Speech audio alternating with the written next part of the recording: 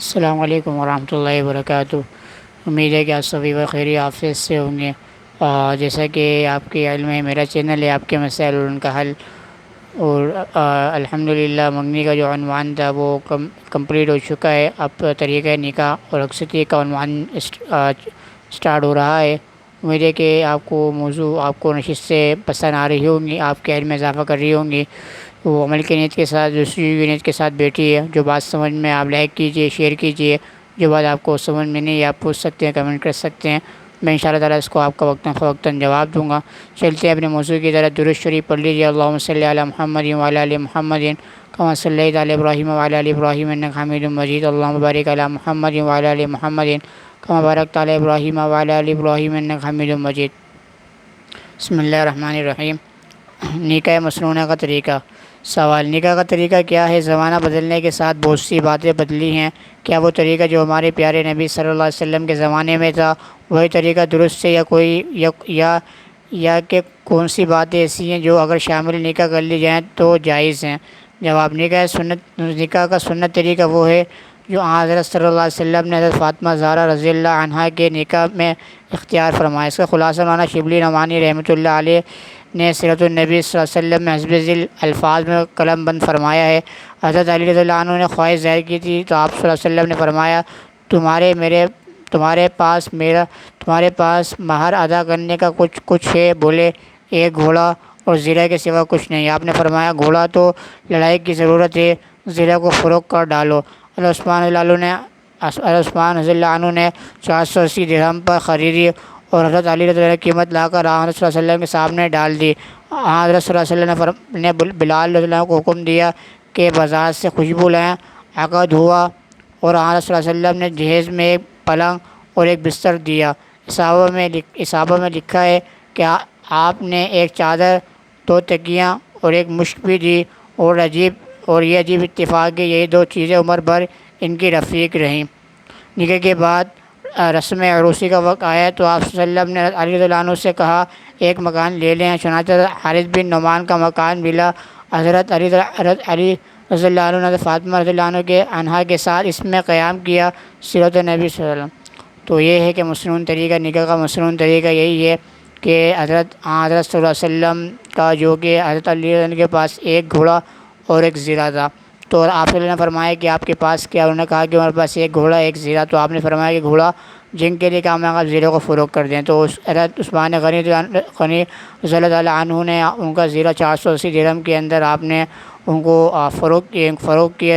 حضرت عثمان غنی رضی اللہ عنہ کو 480 درہم کے اندر عثمان غنی رضی اللہ تعالیٰ عنہ کو فروخت کیا، اور آپ نے آپ کی خدمت میں پیش خدمت لے کر آپ صلی اللہ علیہ وسلم کی حضرت علی رضی اللہ تعالیٰ عنہ، آپ نے بلال رضی اللہ عنہ کو حکم دیا کہ آپ خوشبو وغیرہ کچھ چیزیں لے کر آئیں۔ تو آپ صلی اللہ علیہ وسلم نے جو ایک دوسرے کہا کہ ایک تکیہ اور 2 چادر وغیرہ تھیں جو کہ آپ نے حضرت فاطمہ رضی اللہ عنہا کو جو جہیز میں دی، اور بعد میں وہ بھی وہی آپ کے ساتھ ہی رہیں۔ تو یہ تھی جو کہ کل کائنات، جو کہ وجہ الکائنات ہیں، ان کی جو شہزادی ہیں، جو کہ شہزادی ہیں، جو آپ صلی اللہ علیہ وسلم نے ان کو جہیز کے اندر دیا۔ تو یہ ہے کہ آپ نے اپنی سب سے بڑی چیز تو لخت جگر کو، اپنے ٹکڑے کو، جو ہے فاطمہ رضی اللہ تعالیٰ عنہا، جو کہ آپ کو لخت جگر تھیں، آپ نے فرمایا تھا کہ جس نے فاطمہ کو تکلیف دی اس نے گویا کہ اس نے مجھے تکلیف دی۔ تو یہ ہے کہ ہم بھی ان کے نام لیوا ہیں، ہم بھی ان کے پیروکار ہیں، تو ہمیں بھی اس معاملات کے اندر، نکاح کے اندر ان چیزوں کا خیال رکھنا چاہیے۔ اور جہیز کو، جو کہ کہتے ہیں جہیز ایک لعنت ہے، تو یہ اس معاملے سے، اس فعل سے، حضرت عثمان غنی رضی اللہ عنہما کے اس فعل سے اور آپ صلی اللہ علیہ وسلم کے اس عمل سے معلوم چلتا ہے کہ آپ کے جہیز کی، آپ کی جتنی بھی آپ کی گنجائش ہو تو آپ کو اتنا جہیز دینا چاہیے۔ یہ نہیں کہ آپ، آج کل کے جو والدین ہوتے ہیں، خاص طور پہ جو لڑکی والے بیچارے ہوتے ہیں، وہ پریشان ہو جاتے ہیں، جس کی وجہ سے کہیں گھر ایسے ہوتے ہیں جو کہ یہاں پر جو بیٹیاں ہیں، بہنیں ہیں، وہ رشتے کی وجہ سے بیٹھی ہوئی ہیں، صرف یہ ہے کہ ایک جہیز کی وجہ سے، جو کہ ایک معاشرے کے اندر ایک لعنت بن چکا ہے۔ تو اسی جہیز کی وجہ سے ہمارے کئی گھر ایسے ہیں جو کہ گھر ایسے ہیں جہاں پر مائیں، بہنیں، بیٹیاں جو جن کی عمریں دراز ہوتی جا رہی ہیں، جو کہ رشتے کی وجہ سے، ایک جہیز کی وجہ سے، جہیز کہاں سے لے کر آئیں گے، معاشرے کیا کہے گا، معاشرے تو دوسروں کے اندیکھ، دوسروں نے اتنا جہیز دے دیتے ہیں تو بیچارے دوسرے جو غریب طبقہ ہوتا ہے وہ بیچارہ پس کے رہ جاتا ہے کہ ہم اتنا جہیز کہاں سے لا کے دیں گے، تو وہ اپنے آپ کو غیر محسوس، اپنے آپ کو کچھ چھوٹی چیز محسوس کر رہے ہوتے ہیں۔ تو خدا را جو کہ یہ چیز جو کہ آپ کے سامنے سیرت النبی ہے، تو اس سیرت النبی کو پڑھیں تاکہ آپ کے جو طریقہ نکاح ہے، تاکہ آپ اس کو پڑھیں گے تو آپ کے سمجھ میں آئے گا کہ آپ صلی اللہ علیہ وسلم نے اپنی لخت جگر کا نکاح کس طریقے سے کیا تھا، تاکہ نکاح کا جو یہ عنوان ہے، تاکہ جو گھروں میں ہماری بہنیں بیٹھی ہوئی ہیں، تاکہ ان کے لیے یہ کل کو آپ کے لیے دعا کا ذریعہ بنے، تاکہ آپ بھی سنت پر عمل پیرا ہوں۔ جو گھروں میں ماں بہنیں بیٹھی ہوئے ہیں اسی صدمے کے اندر، ان کے والدین جو رخصت ہو جاتے ہیں، تو ان کے لیے بھی وہ والد جو کہ لعنت بن چکا جیز، وہ بھی اس سے یہاں سے معاشرے سے اس ناصر کو ختم کیا جائے۔ نکاح میں جاب قبول اور کلمے پڑھانے کا کیا مطلب ہے؟ سوال: کافی عرصے پہلے ایک دوست کی شادی میں شرکت کی۔ نکاح کے وقت نکاح خواہ نے لڑکے سے قبول کے بعد پہلے تین کلمے پڑھائے، پھر دعا کی۔ کچھ دن پہلے ایک اور دوسرے دوست کی شادی میں شرکت کی۔ وہاں پر مولوی صاحب نے لڑکے سے 3 مرتبہ قبول کرانے کے بعد دعا دی اور کلمے نہیں پڑھا، لہٰذا یہ تحریر فرمایا کہ کلمے پڑھانے والا نکاح صحیح تھا یا کہ بغیر کلمے نیز ایجاب قبول کے معنی بھی بتائیں۔ جواب: نکاح کے لیے ایجاب قبول شرط ہے، یعنی کہ ایک طرف سے کہا جائے کہ میں نے نکاح کیا، دوسری طرف سے کہا جائے میں نے قبول کیا۔ ایجاب قبول ایک بار کافی ہے، 3 بار کو ضروری نہیں۔ کلمہ پڑھانا بھی کوئی شرط نہیں ہے۔ آج کل لوگ جہالت کی وجہ سے کفر کی باتیں بکتے رہتے ہیں، اس لیے بعض مولوی صاحبان کلمہ پڑھا دیتے ہیں تاکہ اگر لڑکے نے نادانی کے میں کلمہ کفر بک بھی دیا تو کم از کم نکاح کے وقت تو مسلمان ہو جائے۔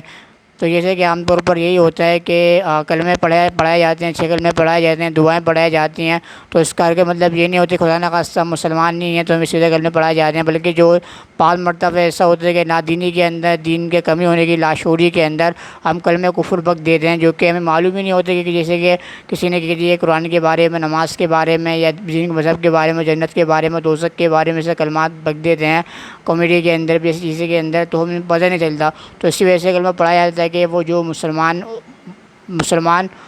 نے تجدید عہد ہو جائے، تاکہ دوبارہ وہ اسلام کی طرف آ جائے، کیونکہ انسان کو پتہ نہیں ہوتا وہ اسلام سے بھی ہاتھ دھو بیٹھتا ہے۔ نکاح کے وقت کلمہ درود وغیرہ پڑھانا۔ سوال: ہمارے یہاں شادی کا بیاہ میں بعض اوقات تو کوئی قاضی بہت سے کلمات درود وغیرہ پڑھاتا ہے اور بعض قاضی مختصر اور جلد نکاح کرا دیتے ہیں۔ آپ یہ بتائیں کہ ایک مسلمان کے لیے نکاح کن کلمات سے ہو جاتا ہے اور کن کے بغیر نہیں ہو سکتا؟ جواب: نکاح ایجاب قبول سے ہوتا ہے، خطبہ اس کے لیے سنت ہے، 2 گواہوں کا ہونا اس کے لیے شرط ہے۔ قاری صاحبان جو کلمہ پڑھاتے ہیں وہ کچھ ضروری نہیں، غالباً ان کلموں کا رواج اس لیے ہوا کہ لوگ جہالت کی وجہ سے بسا اوقات کلمہ کفر بک دیتے ہیں، ان کو یہ معلوم نہیں ہوتا کہ کلمہ کفر زبان سے کہہ کر اسلام سے خارج ہو رہے ہیں۔ نکاح سے پہلے کلمہ پڑھا دی جاتے ہیں تاکہ خدا نخواستہ کی صورت پیش آئے تو کلمہ پڑھ کر مسلمان ہو جائیں، تب نکاح ہو۔ بہرحال نکاح سے پہلے کلمہ پڑھانا کوئی ضروری نہیں اور کوئی بری بات بھی نہیں ہے۔ تو یہی ہے کہ بعض مرتبہ انسان برے کلمات کہہ دیتا ہے، جو کلمے ایجاب قبول کے بعد اس سے پہلے کلمے پڑھائے جاتے ہیں تاکہ تجدید نکاح بھی ہو جائے، اور یہ کہ تاکہ لوگوں کے بہت سے کلمے کفر بکتے ہیں جس کی وجہ سے اسلام سے وہ خارج ہو جاتے ہیں، تاکہ وہ اسلام کے اندر داخل ہو جائے تو وہ نکاح ان کا درست ہو جائے۔ نکاح سے پہلے 3 کلمات پڑھانا۔ سوال: اگر ایک شخص کا نکاح ہو رہا ہو تو کیا اس شخص سے پہلے 3 کلمے پوچھنا ضروری ہیں؟ جواب: نکاح کے لیے کلمے پوچھنا شرط نہیں مولانا صاحب، شاید اس لیے پوچھتے ہیں کہ اگر آج کل یہ بھی معلوم نہیں اس شخص کلمے بھی جانتا ہے یا نہیں، مسلمان بھی ہے یا نہیں، کیونکہ اکثر بیشتر لوگ جہالت کی وجہ سے کلمہ کفر بک دیتے ہیں، اس لیے مولوی صاحبان نکاح سے پہلے کلمہ پڑھا دیتے ہیں تاکہ لڑکا کم از کم نکاح سے پہلے مسلمان تو ہو جائے۔ تو اس کا بھی وہی جواب ہے کہ لوگ کلمہ کفر کہہ دیتے ہیں عام طور پر یہ جہالت کی وجہ سے، تو قاضی صاحبان جو نکاح پڑھاتے ہیں وہ اسی وجہ سے پڑھاتے ہیں تاکہ آپ مسلمان ہو جائیں اور آپ کا نکاح درست ہو جائے۔ دولہے کا قبول ایک بار کہنا، نیز دولہا کا صرف دستخط کرنا۔ سوال: زمانے سے دیکھتا آیا ہوں کہ نکاح خواہ دلہن سے اجازت ملنے کے بعد دولہا سے بھی وکیل اور گواہان موجودگی میں نکاح کیوں قبول کرواتے ہیں؟ یہ 3 بار دہراتے ہیں، مگر ابھی بھی ایک شادی میں شرکت کا موقع ملا تو وہاں میں نے دیکھا نکاح خواہ نے دلہن سے اجازت ملنے کے بعد پہلا خطبہ پڑھا، اس کا مطلب بیان کیا، پھر لوگوں سے دلہا دلہن کا نام لے کر کہا یہ نکاح ان کے درمیان ہو رہا ہے۔ یہ کہنے کے بعد انہوں نے صرف دلہا سے دستخط کرایا، مگر ان سے روایت کے مطابق ایجاب و قبول نہیں کروایا، جو کہ سب کے لیے انوکھا تھا۔ بہرے علماء قرآن سنت کی روشنی میں صحیح طریقہ نکاح کیا ہے اور یہ نکاح ہوا یا نہیں؟ جواب: مرحمت فرمائیں، نوازش ہوگی۔ جواب: لڑکی سے جو اجازت لی جاتی ہے فلاں لڑکے کے ساتھ اتنے مہر کے عوض اس کا نکاح کیا جا رہا ہے، اور لڑکے سے یہ کہا جاتا ہے کہ فلاں لڑکی سے اتنے مہر کے عوض تم نکاح کیا جاتا ہے، یہ جواب ہوا۔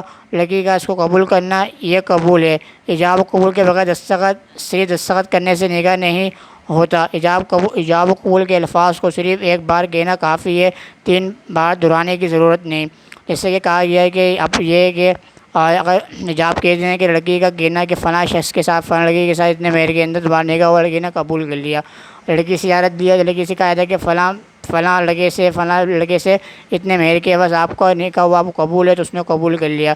تو ایجاب و قبول کے ساتھ صرف ایک مرتبہ ایجاب و قبول ضروری ہے، 3 مرتبہ کہنے کو ضروری نہیں ہے۔ تو دستخط بھی لازمی نہیں ہے، کیونکہ ایک قانونی چارہ جوئی ہوتی ہے اس کے کاغذات کے لیے، بلکہ یہ کہ نکاح نام ہے ایجاب و قبول کے۔ ایجاب کر لیا لڑکی نے قبول کر لیا، تو وہ دونوں آپس میں میاں بیوی کہلائیں گے۔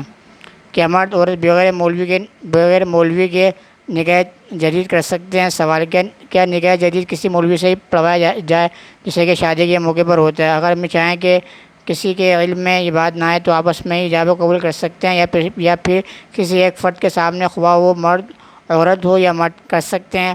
مہر بھی مقرر کرنا ہوگا۔ جواب: دو عاقل بالغ گواہوں کے سامنے ایجاب قبول کر لیا جائے، کچھ مہر بھی مقرر کر لیا جائے، بس نکاح ہو گیا۔ نہ میاں جی کو بلانے کی ضرورت، نہ دعوت کی۔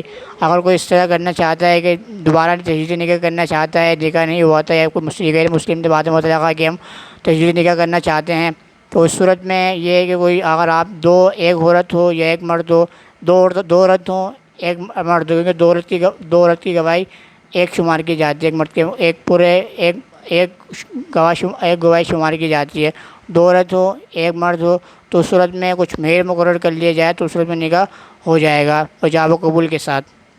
مجبوری میں ایجاب و قبول سے نکاح ہو جاتا ہے۔ سوال: چند دنوں پہلے میں نے سنا کہ مرد عورت کسی مجبوری میں ناقابل برداشت حالت میں ہو تو وہ دونوں ایک دوسرے کو قبول کر لیں تو نکاح کی ضرورت پیش نہیں آتی، لیکن ہم نے کچھ پڑھا ہے اس کی روح سے نکاح لازمی ہے۔ جواب: آپ نے غلط سنا ہے، نکاح کے بغیر وہ بدکار ہوں گے۔ جیسے کہ اگر کوئی اس سے معاملہ کر لیتا ہے کہ کوئی نکاح سے علاوہ کوئی مجبوری تھی یا ایسی چیز تھی، نکاح کے بغیر انہوں نے معاملات کر لیے مجبوری کی صورت میں، یا کسی پستول وغیرہ کسی نے گن پوائنٹ پہ کر لیا، تو نکاح کے بغیر کر لیا، تو یہ سارے معاملات تو آئے کہ نکاح ان کے لیے ضروری چیز ہوگا، کیونکہ نکاح نام ہے ایجاب و قبول کا ان چیزوں کا گواہان کے سامنے موجود ہونے کا۔